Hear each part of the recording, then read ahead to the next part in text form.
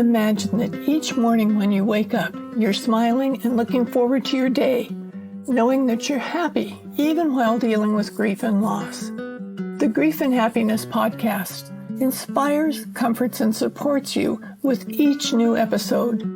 For more support, check out the Grief and Happiness Handbook and cards. I welcome you to listen to this podcast and discover endless possibilities for your life. Aloha. I am so glad that you're here with us today because we've got a very special guest. We're going to talk about something a little different, and I love that. So welcome, Stefanie. Can you tell us a little bit about you and why I would invite you here? Yes, I'm super excited to be here with you. So thank you for allowing me to be your guest and be in conversation with you. So I am currently a family caregiver consultant and end-of-life doula.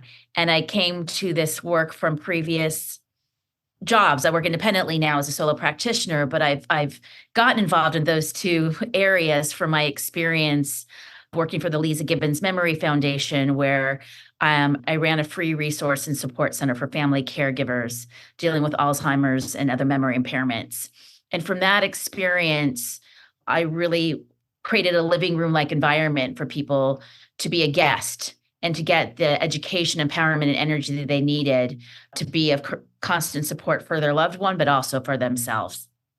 And I got to see all the resources and tools that they needed and the empowerment. And just so I really got to be an advocate for family caregivers with and for them. And I really enjoyed the education in that experience and with many individuals. And then from that, I really recognized an area of that experience that wasn't really talked a lot about, that I wanted to kind of dive a little bit deeper in, is kind of the end of life of that experience of what are the resources and tools for palliative care and hospice, and all the kind of grief actually that comes, anticipatory grief that comes with having a loved one that could be in the end stages of dementia for a while, living but not being the same person that they know.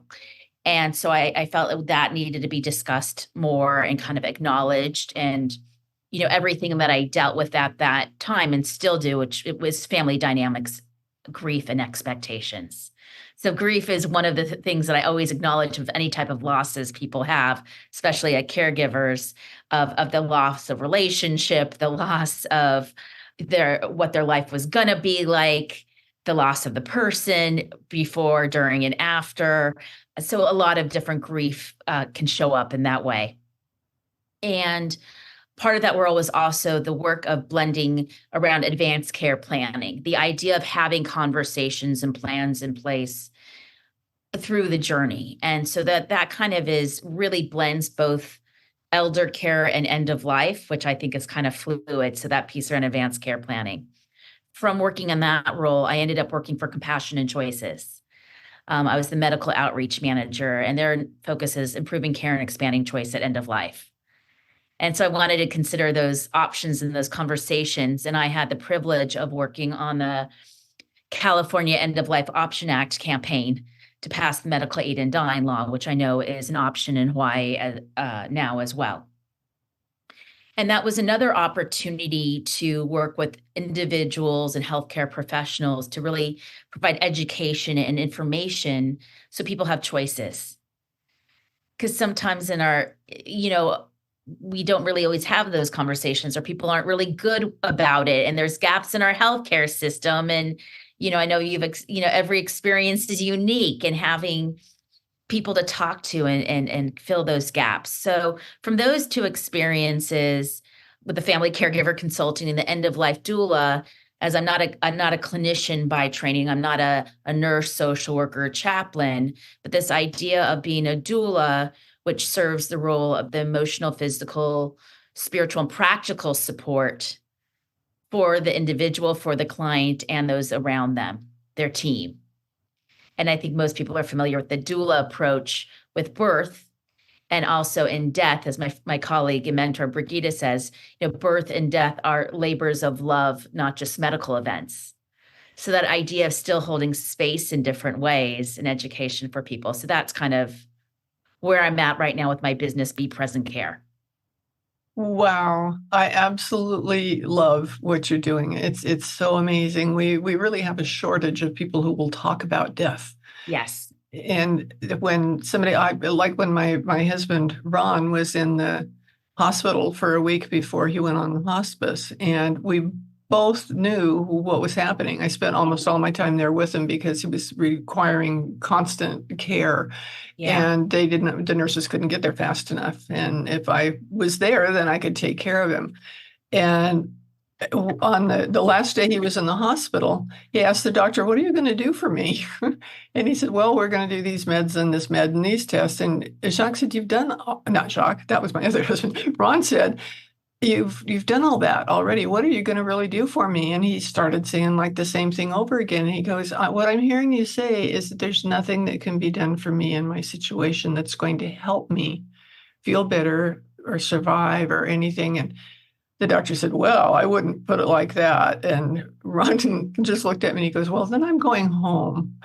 And fortunately, we had a very good friend who was a hospice nurse. Yes. And so I called her before we left. And by the time I got home, everything was all set up. We had everything that we needed. And I was amazed because it was a couple of hours and she just took care of everything. Right. But most people don't have a Robin, my friend Robin, they don't have somebody like that. Yeah. And at that stage in the game, it's so far along that we need to start upstream these conversations much earlier. Mm-hmm. And so that is the advocate and the information earlier on in terms of how the experience, like you didn't have a Robin, but hospice is medical care. Mm-hmm. So when the doctor says there's nothing to do or they're so bad with it, there's like, I can't offer you curative care, but I can offer you comfort care. He should have said that. No, I know the language, and that's why palliative care because doctors are trained for more curative, and not in terms of, it's changing now. It really is because of people's good and bad death experiences of what these conversations look like, or having people to be able, like, what can you do? What can you do for me? I can be honest with you, please. I think you and your husband, your husband's one, give me, like, he wants to know. That's one of the questions to ask, right? Do you want all the information or not? Do you want my wife to have it or not? Culturally, we know it's different. How could have he been helpful? I can be honest with you. This is what we have done. This is how far you've gotten. This is what we know. There is still medical care, but the focus is more on comfort versus curative. Question, do you understand what's going on? Because he just wanted maybe permission to talk about it. His goal was going home. That's how the doctor could help. You don't have to stay here. His goal was to go home. And hospice understands that with the medication management and all of that. And the idea of hospice shouldn't equal it doesn't equal imminent death. But because the conversations, and there's been a lot of focus on working with ER physicians in terms of, because they're the ones that end up having these conversations when it should be the primary care. They have the relationship, but they're not good at it. So thank you for sharing. Thank you for sharing your experience. And I'm glad that your husband was able to experience the comfort and the support of the team he needed and wanted at home. And that's part of the work is, what's going to fit most for most individuals. So thank you for sharing that and me kind of doing a case study with you on how I might have responded or maybe advocated better for and with you guys. That was so wonderful. I love everything that you said there. And I know enough about all this kind of thing that I don't know why at the time. And I think it was because I was overwhelmed and exhausted for being up around the clock at the hospital for a week, that I didn't intervene and ask questions or say, well, don't you want to know this or that sort of a thing. But I learned I can't beat myself up over that because everything turned out fine. It was his last week was absolutely fabulous. It was really good. And that's the thing. You're left with that experience of being at home that felt like that's what you're left with the experience that he had what he needed, that you were able to be there. And you're right, being the shoulding is not very helpful. Never is. And look, we can be doing this work, yet we know when we're in it, we need the team around us as well. It's hard to be wearing multiple hats, and that's the idea of the burnout and the overwhelmed, and having a care team around you. I'm working with this woman right now who's a ministry. This is the work that she's wanting to practice and do, but she's going through this work with her father intensely. And he's kind of fighting the readiness at the end. And so she has me to kind of be of support for her as she wants to show up for her dad as a daughter and like his spiritual connection. So it's just it's all every situation so unique, and you were able to give him the experience that he wanted. So yeah. Yeah, it's I think a lot of it has to do with being open and being willing for both the person who is transitioning and the people who love him, who are around him. I know when Jacques died, it was really different. Now, he was a bioethicist, and his specialty was living and dying. And he taught the nursing class that toward the end of his career, that was all he taught, because there were so many people that went through the nursing program on living and dying. And so he knew what was going on. He had worked to get the hospice in town that we had, because that was back in the days when hospices were first becoming a thing. And he said, we've got to have one. And he made it happen. So he really knew all this stuff. And he didn't think it applied to him. Yes. And when it came right down to it, one day he said, am I going to get better? And I thought, oh my gosh, why didn't we have this conversation a long time ago? And the only thing I could say was no. And he died about an hour later. And I think that was kind of the permission that he needed. That's what he was asking for. But I thought, of all people, we should have been having these conversations. And I realized at that moment that we hadn't been doing what like you said, we don't need to shit on things, but like that we could have had, I'll put it that way, the conversations that we could have had that could have made things more realistic to him. Because to him, what he taught about, what he knew about, applied to everybody else. But not really for him. He just hadn't thought about it in that framework. Well, I think that's what a lot of us do. It's for others, not for ourselves. I mean, that's always easier to do for others and teach out and do out. And we still have to do our work too, like with the advanced care directives, like, you talk to a group in a room, and like how many of them done it themselves? It's in process for me. I'm transparent about that. I'm in the middle of processing, updating it, because it's a document that it's like a living document as well. So, but I think there's a lot that do that. There's another woman, Jennifer O'Brien, who wrote the book, A Hospice Doctor's Widow. And she talks a lot about that he really didn't want, even though he was a hospice physician, for him, that he loved it and he gave so much to others, but he just wanted her there, and how until the end where she really needed more physical support. So everybody has this different journey, and the denial and the permission is real. And that comes at different places. And sometimes it's really hard to bring up, especially and then it's a conversation, who is the right person, if there is one, to start the dialogue or break the seal of opening the conversation. But it was always in your dialogue, which is kind of interesting, because something's all around. Like it was, many times it's, we don't name it. Just naming death and grief is like huge, just putting it out there. So it was like in your world, but it just wasn't, it wasn't like the idea for your husband, who had such a wonderful legacy, that maybe he didn't have like the ethical will for himself. I don't know. Those are just some thoughts. I'm not really sure why that happened, but maybe it was for me to learn a lesson from that I could use when I'm trying to help other people. And those advanced directives are, hospice uses the 5 wishes. That I like 5 wishes because it's so simple and anybody can go online and get it. And it's just a fill in the blanks thing. So that especially if you can do that together with someone, it needs to be for you, but if somebody can be there kind of holding your hand through the process of filling those documents out, Yeah. it's Well, I think vital. it's totally vital, and it's not hospice response. Mm-hmm. It's not hospice. It's when you turn 18 years old. Mm-hmm.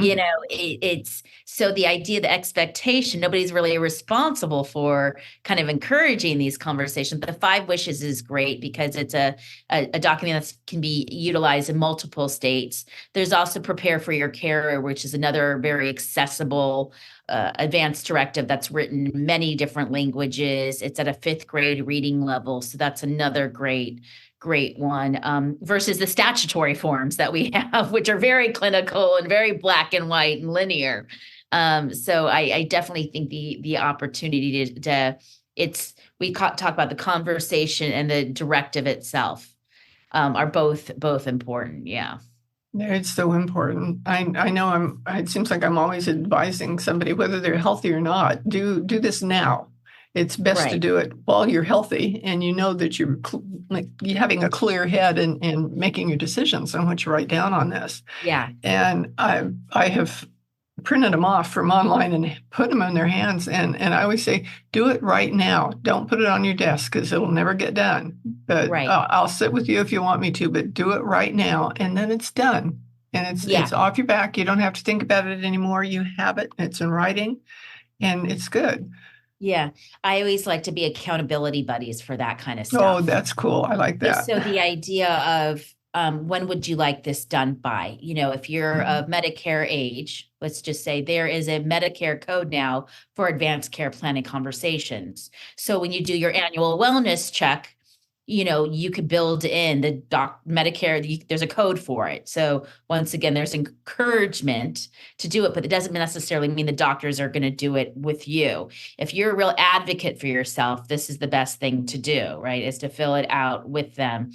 So I always kind of, have a time frame to do it, or kind of really get a sense of what's holding people back. If it's just overwhelming, and breaking it down into, like you said, making it easier, you actually print it off for them. That's the first step, right? And then it's the question of, who do you want your primary agent to be, or your co-agent? Now there's a lot of solo agers out there. So it's the idea of really thinking outside. It doesn't have to be a family member, or maybe you don't want it to be a family member, or you have family of choice. And so you really need to get that in writing for those who you do or you don't want to be involved with your care. And then That's you can really go more important. and then you can go into, for your examples is, I want to have conversations then sooner than later. I want all the information of my diagnosis. Like, if it's important for you, based on your experience with your husband, to get all the options, from comfort to from curative to comfort. Like, there's still options. It's basically saying there's not. The option was hospice medical care at home. That's better than there's nothing we can do for you. No, I can be honest with you. I can have you opposed. We can decide how much treatment you want or don't want. Do you want to be sedated or not? There's still, what's a good day look like for you? There's different things to get more clarity. I mean, so that changes over time. It does. And it's just so incredibly, we have to talk about this. We have to. And when you make those decisions, like you were mentioning the solo people, when you make decisions, make sure you tell the person. Yes. Because that doesn't always happen. That happened with me. Oh, wow. My mom had several sisters, and one of them was killed in a car accident, and we all gathered at another aunt's house afterwards. And that aunt came up to me and she said, well, I think I realized today, because of what happened, that I really need to tell you that I've done something. And I said, well, okay. And she goes, well, I've made you my person who does everything legally. She'd gone to an attorney and had it. And I said, oh, well, I can do that for you. I'd be happy to do that for you. When did you make these arrangements? And she said, oh, about 5 years ago. And I was so glad that she told me at that point. And she had a son. But Oh, her wow. son had some brain damage in a car accident, and he seemed fine. If you didn't know that he had a problem, Yes. you'd think he was okay. But she knew he wasn't capable of handling that, so she Oh, made yes. me in charge. And I said, "But you have to tell him." And so she did. Well, I was there, I was supporting her, watching her. So he did know, and when the time came, he could call me, and he did, and I was grateful for that. But I thought if it wouldn't have been for that other funeral, she probably Yes. never would have told me. And Yes. boy, I had so much to do with her care. It was, Yeah. and I lived an hour away, and it was just amazing, just Wow. incredible amount of stuff to do. And I'm glad that I knew that I was expected to do that so that I could be kind of prepared for it when something happened. I already know, well, I know I have to go up there because I know I have to let people know about me being the decision maker, handing them all the papers and making sure Yes. everything's clear.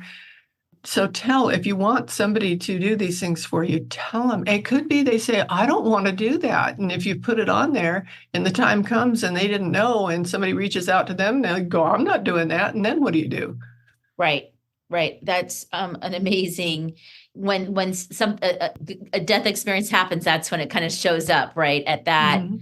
moment. But that is amazing that she wasn't, if she had it filled out legally, that they're not like, there's nobody checking in, Yeah, I did thought you the attorney let them should have know? sent me No. copies of it since my name Yeah, was and on it. that's not their role, and so yeah, so there's exactly that. There's the conversation, there's the directive, and then like what does it really mean to have it completed? And part of it is telling those that have some responsibility. Yes. Yeah. I don't Yeah, think that's that's written on wow. any That of was the instructions, but it's really important. right, right. Well, I'm glad you were able to be of support for her and the son. I mean, that's pretty amazing. Yeah. It was quite an adventure, and I was actually grateful that she allowed me the privilege of doing that Mm. for her because there were lots of, as I said, that mom had several sisters, and she could have chosen anybody, but she chose me, and I was grateful that she did that so that I could help her Well, when she needed it. I want to respond to you on that and just validate why probably because even with what you're doing here with your podcast is the grief and happiness and being able to hold both of those together and do it in a way that isn't a burden, but like you have the gratitude with it. So I just wanted to acknowledge, like just by you sharing that, that's why, because she knew you could handle it and do it in a way to honor her wishes, but also do it with grace. And you were the kind of right energy to deal with the bickering of maybe, or the other sisters being more emotional about it. And you're like, okay, my goal is really to act on her behalf when she's not able to. So I just wanted to honor that. Thank you, That. because I really Yeah. felt kind of on my own through that whole thing. Because Yeah. there's no way I could have anticipated the kind of problems that I'd be running into and being Right. prepared for the problems, but I knew that it was my responsibility, so I could jump right in and figure it out. Yeah. And did you have a support system for you? And I mean, you've always been a caregiver. Like, I think that's kind of like, and most people are, they're drawn to that. I mean, it just shows up and that's maybe a lot of us, but you kind of are open, like you mentioned the word open to it. Hmm. You don't lead with fear, or with a burden on it. You lead with, okay, this is an opportunity to like check in and see what needs to be done with grief and happiness, which Hmm. amazing. Yeah, it just, you never can anticipate exactly what's going to happen. And I think you mentioned fear. I think fear is one of the biggest issues in trying to get people to pay attention because they don't think they're going to die. Everybody else is, but Yeah, and I think sometimes people don't know where to even start or begin. And when you peel the layers of like all the stuff needed to kind of plan for end of life or change or anything, the kind of it's a lot. It's the practical and profound of it all. And sometimes we're not really set up for that. some people are great planners, and they Yeah. love it. They like, and I admire planners so much. I'm not one of them, but some people need that to feel grounded. And I think we all do when we have the information and we have it and we feel grounded, but not everybody's set up that way. And so I think it's once you start peeling layers or have the right team members in place to support. And there's a lot of gaps in our systems. Lots of So them. that's, And yeah, availability, there might be a access and service that would be availability. Yeah. good, but you don't have access to it. Yeah. One thing too with me, I also took care of my mom. My dad had died suddenly a few years before she started declining. And with her, I wish I would have paid more attention. I didn't think about what I needed to pay attention to. But when I would go visit her, she lived about an hour away, so I wasn't there like every day. But when I'd go visit her, I could have noticed things there at the house because she had care. I wouldn't let her stay home if she Okay. didn't have care in the house. I gave her an option. I said, you can stay Okay. with me, you can stay in your house with 24-hour care, or we can find a facility and you Okay. can go there. And she was grateful. She goes, I'm not going to any facility. I said, that's fine. So it's me or somebody in your house with you. And she chose me, and that was fine. And it was an amazing experience for about 7 months. And then I think it was finally clicking in with her that she actually wasn't going to be around that much longer. And she said, I really want to go home. And fortunately, since they owned the home, we didn't have to do anything about it with her being away for 7 weeks. And so she could just go home and the people could come in and it would be great. But I visited her a lot then, at the time leading up to her staying with me and then after she stayed with me. And I didn't pay attention to her house. And I think maybe it was because I used to live there when I was growing up that things seemed kind of normal. But when she was gone and I had to take care of everything, an example is, back then, they had something called Reader's Digest condensed books, and they would wrap a book in a box and mail it to you automatically every month. And Mom loved these. She was always telling me what she was reading in them, and she just loved them. I found maybe 3 years worth of unopened boxes from them because she wasn't reading anymore. She didn't know what to do with them, so they were in a pile in another room. Yeah. I thought, oh, geez, this is just. If I see this, what else am I going to discover? And I could have been discovering it all along. Like I could say, what did you want to do with this? And let her have that opportunity. But I just wasn't paying attention enough. So I'm going to respond to that. I think you're doing what you could do in terms of her safety and well-being at the time and their priority. Mm-hmm. You were making sure she's safe. When you kind of, once again, all the stuff is a little too much. You were trying to make sure she had a walkway to get to her bed and back, and getting medication management and people in the door that were kind. Mm-hmm. And so you're dealing with the priority at hand. This is, like we said, it's the long goodbye with her dementia and her ease of not doing things. And so, I just the kind of grace that most caregivers need with like figuring out what the priorities are and noticing things. And look, you did the best you could with what you had. And did Mom end up having a peaceful passing at home, or how was that? Yes, she did. She did. And I happened to be with her. As I said, I wasn't there all the time because I lived so far away. But I kind of had the feeling she was waiting for me. Yes. And my aunt, the one that I ended up taking care of, and this was before I knew. No, I knew at that time that I was going to be helping my aunt. My aunt happened to be there in the house with me too.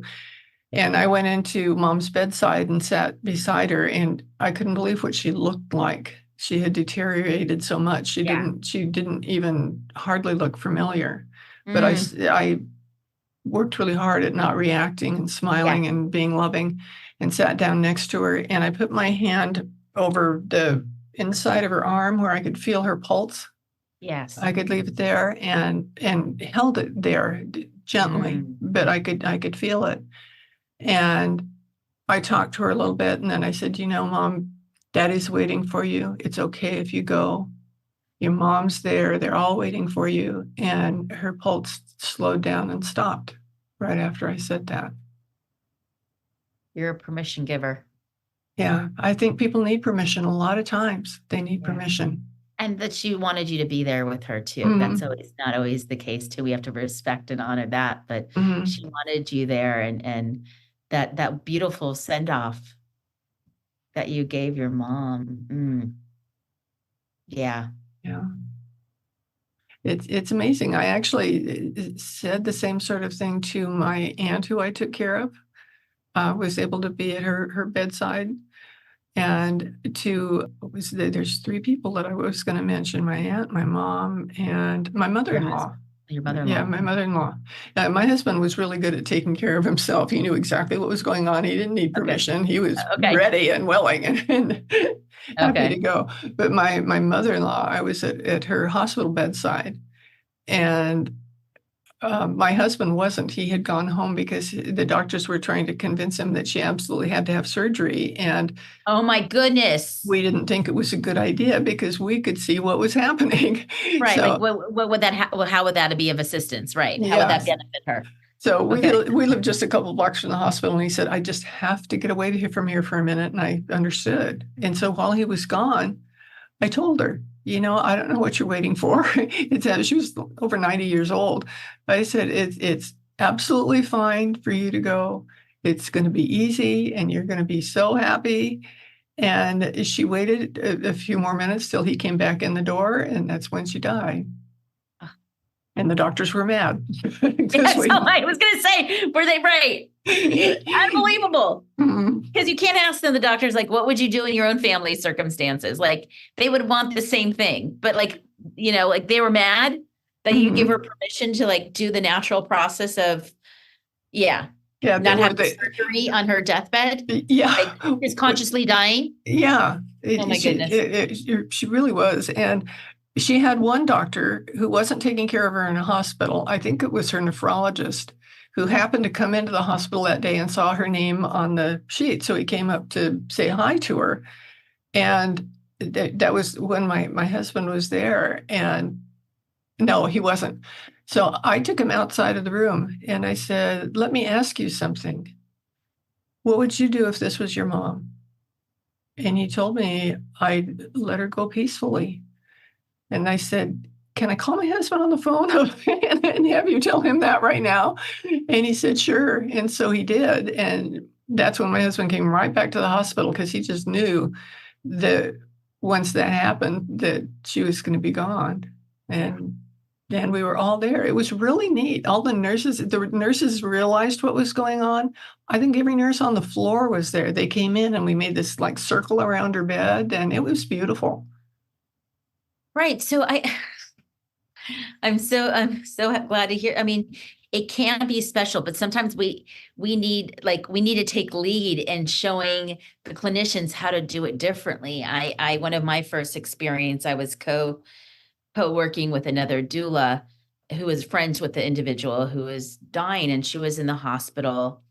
And we brought in our music, her classical music. We were by her side, we were massaging, she was talking to her. And then after she died, you have time to be, like that silence you want, and taking off the machines and all of that. And she wanted to kind of wash her friend's body. And she actually asked if she could accompany her friend to where she needed to be. And everybody's like, nobody's ever asked or done that before, to like accompany. That's beautiful. And so it's like, yeah, no, I want to take her to her, her destination. And so they were kind of like, wow, that was really significant. So it's beautiful. Once again, it's even permission in that way to pause, to kind of hold space and oh, that's so beautiful to have like the nurses and the team around going, yes, this person died, but it's not, death is not always the enemy, right? Mm-hmm. It's the person's lived a peaceful life. It's still on their terms. And so, yes, it's sad and it's hard, and the grief lives inside, but it's not always the enemy, and so that's why I think people are still in death denial people are still in death denial. Absolutely. Well, I've loved this conversation, but there's one more thing I want to talk to you about. Okay. That's your I can't remember how you say it, something in bruise. Death over drafts. Death over drafts. So what it is. Yeah. So death over drafts is kind of drafts in two terms: draft beer, and drafting your own narrative, your new narrative on end of life. So two of my passions is craft beer and holding space on end of life conversations. So what I've done is, I know we were talking earlier about death cafes, and maybe you and some of your listeners are familiar with death cafes, which are wonderful environments to get together with no agenda and talk about what's going on in their world and their life around death and dying, more like a kind of a support group kind of feel to it.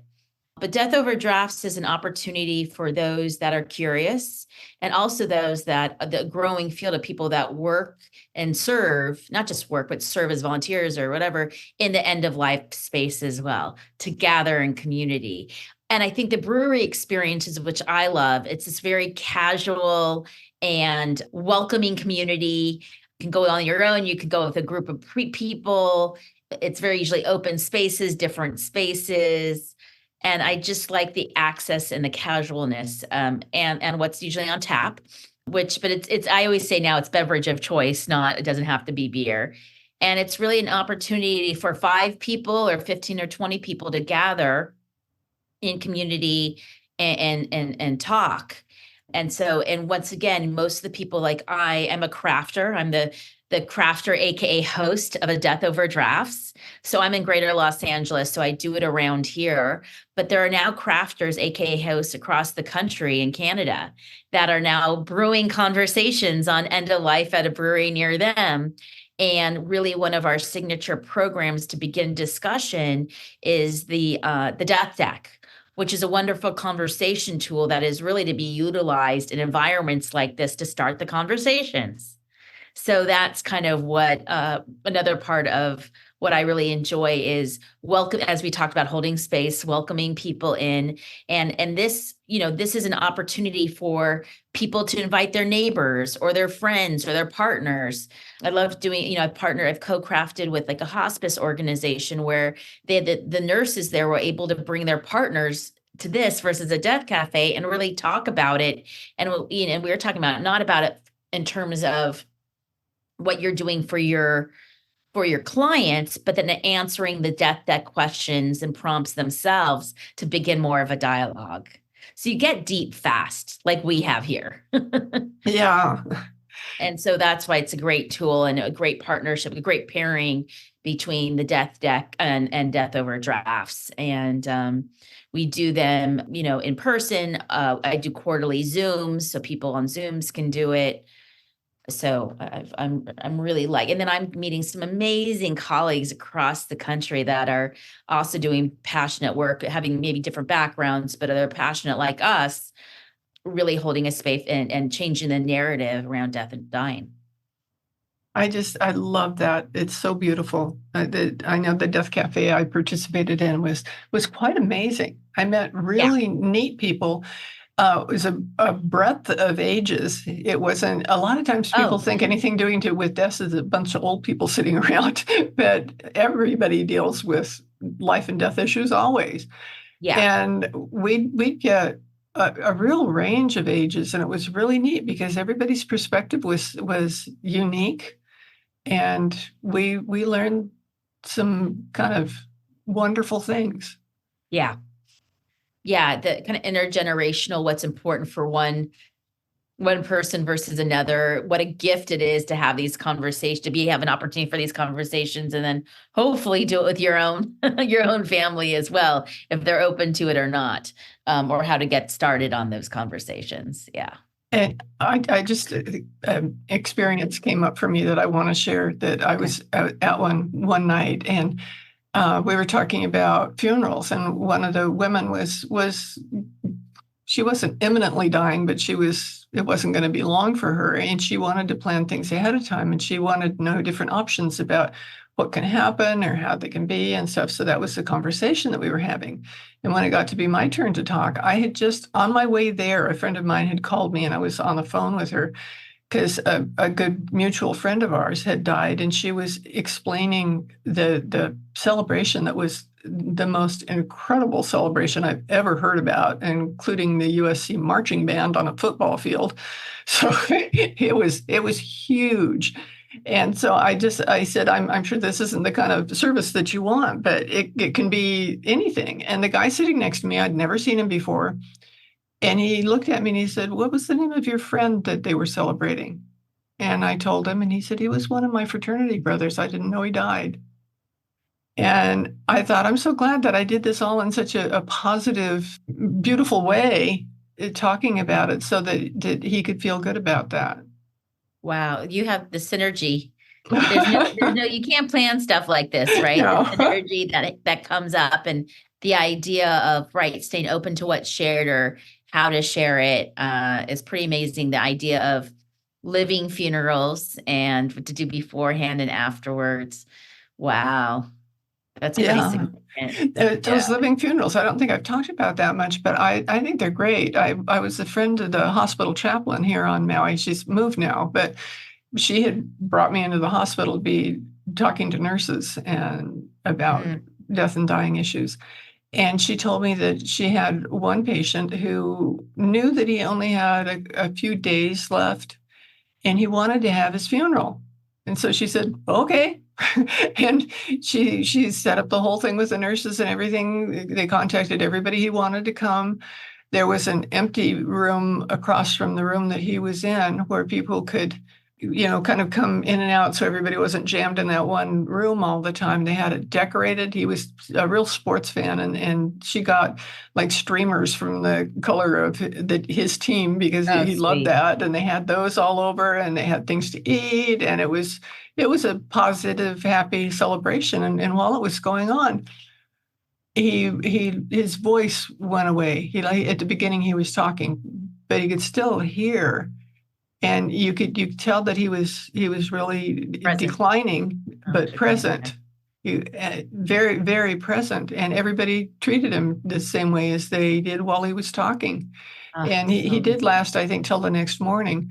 But I know that he was so grateful to be able to see all those people and be in on the celebration and know that it was a celebration of his life. Yeah, it's so interesting because sometimes I'm working with a client right now who is asking different people to come in, and visit and meet, and the daughter's feeling like, I feel like he's like entertaining them and showing off and in terms of making them comfortable. And it's like, is he really dying or not? Like he's really has all this energy or not? And I go, well, this is what he's calling in. He wants this. It's more one-on-one, smaller groups than something big. I'm like, just know tomorrow he's going to crash. I mean, not crash, die. I apologize for that, but be really like he produced a lot of energy. But that's and there's people like, oh no, people will come and be like, oh, look how good he's doing. He's fine. The kind of the opposite of your experience. And well, you just have to say this is part of it. That they. Coming the highs and the lows of this kind of experience. It's so great. I love that. The one more thing I would say about Ron with his transition is we went home from the hospital on a Friday and he died on a Friday. Okay. And so he was there for a week essentially. And he invited everybody that could come to Maui to come to Maui. We had people sleeping on air mattresses on the floor in neighbors' houses, couches, all those things. And there were people who couldn't come. So he arranged to FaceTime with them on the phone, anybody that he wanted to say goodbye to. Yeah. And by the time it was time that he was going, because I'd helped him make a list so he wouldn't forget anybody. And once the list was all checked off, then he just started kind of this relaxing and went to sleep, and that was it. Didn't die till the next day, but you could tell that he was done. Pretty quick. Right. The readiness. I love hearing this kind of readiness on it's kind of the physical, emotional, and spiritual kind of readiness. The spiritual, like those connections and those goodbyes are real. So that's pretty amazing. That he was able, and it was kind of a gift to have that week, that time is, took advantage. Like this is what was important to him. He was able to make happen. You were able to help him make that happen. And it was really miraculous the whole week. For instance, he was a avid vegan at the time because he had kidney failure, and they say that the vegan diet is best for somebody with kidney failure. And he said he was hungry, and I said, well, what do you want? We'll get it for you. And he said, I want barbecued ribs. I said, okay. And we found one of our friends was a good rib barbecuer. And so he came over and fed everybody barbecued ribs because that's what he wanted. And I thought it was so neat that he kind of gave himself permission to do all the final things that he wanted to do. And it was kind of beautiful. Wow. Yeah. There's a family friends that they weren't expecting their father was sick for a while, but they didn't expect this kind of decline at this time. But they had a week like you were just talking about, and how beautiful it was that they were able to spend the time together and say what they needed to say and do all that. So they look at it like it was kind of soon, but they looked at it like they had this chance. And so it wasn't prolonged, but everybody has their own journey. Yeah. I think if we keep a positive attitude about what's going on, which sometimes is hard when you're going through tough stuff. Yes. But if you can take a moment to take a deep breath, take a moment to smile at your loved one. Whatever you can do is so helpful. And whether they can talk and say they appreciate it or not, they do. Well, this has been an incredible conversation. I am so glad you were here today. This was just wonderful. And I hope lots of people listen to this, because it's the kind of conversation you should have with your friends. Let this be an inspiration to you to talk to anybody, your family, whoever's closest to you, and work things out now, because who knows whether you'll have a chance to do that in the future. Yeah. Really, like, I think the idea of honoring your stories and asking people, I mean, you know, only your experience, but you're also a natural storyteller too. And so it's some people just need that little help or direction or that question to get them going. And sometimes it's, you know, it's the simplest. When I go to these death over drafts, it's not about, you know, it's about normalizing the conversations, but it's, you know, somebody's walking by and doesn't understand why they're here. And I say, well, have you known anybody that's died? And they talk about their aunt that was, yes, my aunt just died. She was really an eclectic person. She had a lot of style, and sharing a little bit about her. And then he shared a little bit that his father died, and just that opportunity for him to share a little bit about them. I'm like, that's what this is about. It's about, yes. And, you know, with the prompt questions of like that we have at these events, is like just one tool, one little thing to be able to share about that person or about what's important to you. Absolutely. Well, thank you so much for being my guest. It was just a wonderful conversation. I'm so glad that you were recommended highly to me, and I thought, oh, cool. So it's been great. Thank you. I really enjoyed being present with you, for us together. Mm-hmm. Yes, thank you. That was just great. And for my listeners, I will see you again next week. So aloha for now. Do you want more comfort and support and happiness? Join the Grief and Happiness Alliance at our free gatherings on Zoom every Sunday. Visit my website at griefandhappiness.com and read my books, The Grief and Happiness Handbook, and get your set of the beautiful Grief and Happiness cards. Be sure to subscribe to our podcast, rate it, review it, and binge listen to all of our episodes. I can't wait to welcome you back to another episode of the Grief and Happiness Podcast.